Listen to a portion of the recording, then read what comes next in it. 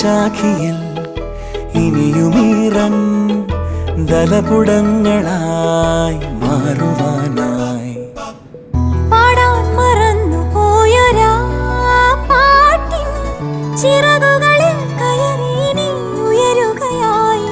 മോഹിച്ചും ലാളിച്ചും നീ മണ്ണിൻ പൂമഞ്ചത്തിൽ ആവോളം പൂങ്കാറ്റെ ചാടി ഉറങ്ങും.